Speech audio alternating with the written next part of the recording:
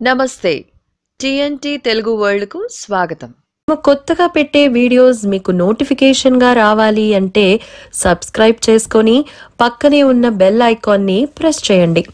ఈ వీడియోలో మేము పెట్టిన ఎఫర్ట్స్ మీకు నచ్చితే ఒక్క లైక్ చేయండి. ఆ లైక్ మీకోసం మేము ఇంకా మంచి కంటెంట్ చేయాలనే ఉత్సాహాన్ని ఇస్తుంది. ఈ రోజే పవిత్రమైన వామన ద్వాదశి. విష్ణువు 5వ అవతారమైన వామనుడికి ఇది ప్రియమైన దినము. ఈ కథను ఈ రోజు వింటే తెలిసి తెలియక చేసిన మహాపాపాలైనా పోయి కోటి జన్మల మహాపుణ్యం వస్తుంది. ఈ వామన అవతార గాథను విన్నవారు చదివినవారు సకల శుభాలను పొందుతారు. ఇక మీ ఇంట్లో అన్ని శుభాలే కలుగుతాయి. వామనుడు బ్రహ్మచారి వటుడు, తపస్వి అయిన అతిథికి కశ్యప ఋషి వల్ల పుట్టినవాడు. విరోచనుడు అనే దైత్యుని కొడుకు బలి. దైత్యకులమున పుట్టిన బలి గొప్ప విష్ణు భక్తుడు. దేవాసుర యుద్ధంలో ఇంద్రునితో ఓడిపోయిన బలి రాక్షస గురువైన శుక్రాచార్యుల దయ వలన బ్రతికి గురూపదేశంతో విశ్వజిత్ యాగం చేసి బంగారు రథము, మహాశక్తివంతమైన ధనస్సు, అక్షయ తూణీరములు, కవచము, శంఖములు పొందుతాడు. బలగర్వితుడై ఇంద్రుని మదమణిచేందుకు రాక్షసులందరినీ ఒక చోట చేర్చి యుద్ధమునకు సంసిద్ధం చేసి అమరావతిపై దండెత్తుతాడు. దేవతలకు దానవులకు మధ్య ఘోరమైన యుద్ధం జరిగింది. కానీ దానవులు దాడికి దేవతలు తట్టుకోలేకపోయారు. దేవతలు బృహస్పతి వచనములు విని అమరావతి వీడి పారిపోయారు. ఇంద్రుడు తన తల్లి యొక్క అదితి దగ్గరకు వెళ్లి ఆమెను ప్రార్థిస్తాడు. దేవతల దుస్థితిని చూసి సురమాత అదితి తన భర్త అయిన కశ్యప బ్రహ్మను వేడుకున్నది. అంతట కశ్యపుడు అదితికి పయోభక్షణ వ్రతాన్ని ఉపదేశిస్తాడు. ఆ వ్రత మహిమ వలన విష్ణువు ప్రత్యక్షమై ఆమె కుమారుడును రక్షించటానికి అదితి యొక్క గర్భంలోనే వామనుడిగా ఇంద్రునికి తమ్మునిగా జన్మిస్తానని చెప్పాడు.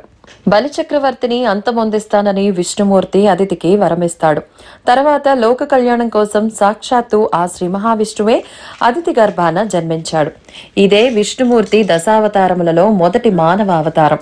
అదితికి జన్మించిన విష్ణుమూర్తి కపట వటుని వలె ఉపనయ వయస్సు ఉన్న వామన బాలకుడిలా బలిచక్రవర్తి యజ్ఞశాలకు వెళ్తాడు. వామనుడిని చూసి అందరూ ఎవరి పుట్టి బాలుడు, శివుడా, హరియా, బ్రహ్మయ, సూర్యుడా, అగ్నియ, ఈ బ్రహ్మచారి ఎవరు అని విస్మయం చెందారు.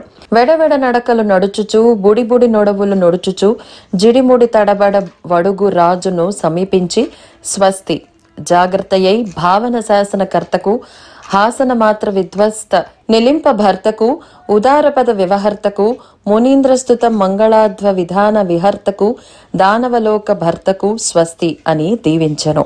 అప్పుడు బలి వామనుడికి సాదరంగా ఆహ్వానించి అర్ఘ్యపాద్యాదులు ఇచ్చి సత్కరించి, వడుగా ఎవరి వాడవు, నీకేమి కావలయను కోరుకోమన్నాడు. అప్పుడు వామనుడు, ఒంటివాడను నేను, నాకు ఏమివ్వగలవు నీవు, అయినను అడుగమంటివి కనుక అడిగితిని. దాత పెంపు సొంపు తలపవలను గదా, కావున నాకు 3 అడుగులు నేల నిమ్ము చాలు అని మాయావడుగు పలికెను. ఆ వామనుడిని విష్ణువుగా గుర్తించిన శుక్రుడు బలిచక్రవర్తిని దానం ఇవ్వద్దు అని వారించను.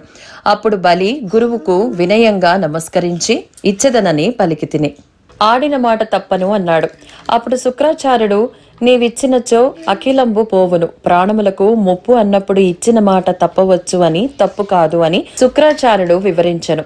దానికి బలిచక్రవర్తి, రాజులు రాజ్యములు ఉన్నాయి అని గర్వపడుతారు కానీ చివరకు ధనాన్ని మూటకట్టుకుపోతారా?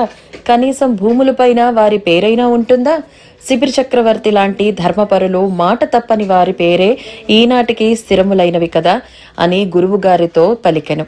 తన మాటను తోసిపుచ్చిన రాజును పదభ్రష్టునివి కమ్మని శుక్రాచార్యుడు శపించాడు. ఆయనను బలిచక్రవర్తి వామన పాదాలు కడిగి త్రిపాద ధరణిం దాస్యామి అనుచు నీటిధార విడిచాడు. ఆ కలసములో సూక్ష్మ కీటక రూపమున శుక్రాచార్యుడు నీటిధారను రాకుండా ఆపబోయాడు. అప్పుడు వామనుడు ఒక చిన్న పుల్లతో కలసరంధ్రమును పొడవగా కన్ను పోగొట్టుకొని శుక్రాచార్యుడు ఏకనేత్రుడయ్యను. పుట్టి నేర్చుకునెనో పుట్టక నేర్చెను, ఈ పొట్టి వడుగునకి చిట్టి బుద్ధులెట్ల నవ్వెనో, ఈతని పొట్ట నిండా అన్ని భూములే అని నవ్వుతూ 3 అడుగులు నేలను బలి వడుగునకు దానమిచ్చెను.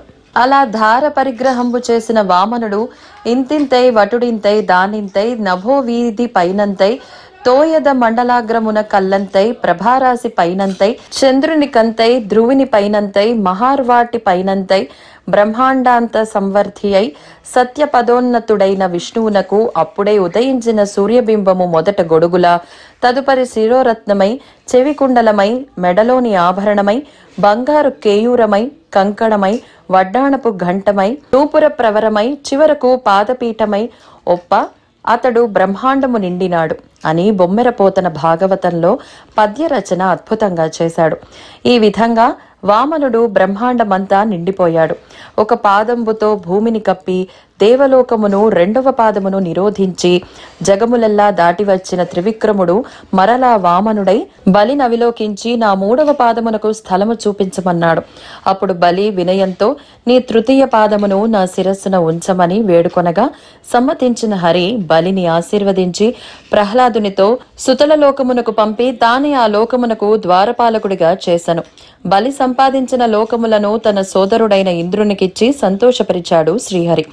ఈ రోజు వామనావతారంలో ఉన్న విష్ణువును పూజించటం, విష్ణు ఆలయాలను దర్శించటం, విష్ణు సహస్రనామావళిని పఠించటం, అలాగే విష్ణుమూర్తిని అష్టోత్తర శతనామాలతో పూజించటం, బ్రాహ్మణులకు దానములను చేయటం, ఉపవాసము చేయటం వలన విశేషమైన పుణ్య ఫలితం లభిస్తుంది. ఈ రోజు వామన అవతార కథ విన్న మీరు ఎంతో అదృష్టవంతులు. వామన అవతారంలో ఉన్న విష్ణుమూర్తిని తలుచుకుంటూ ఓం వామనే నమః అని కామెంట్ చేయండి. ఇలాంటి వీడియోస్ కోసం మా ఛానల్ని సబ్స్క్రైబ్ చేసుకోండి. మా వీడియోస్ కనుక నచ్చినట్లయితే లైక్ అండ్ షేర్ చేయండి. ధన్యవాదములు.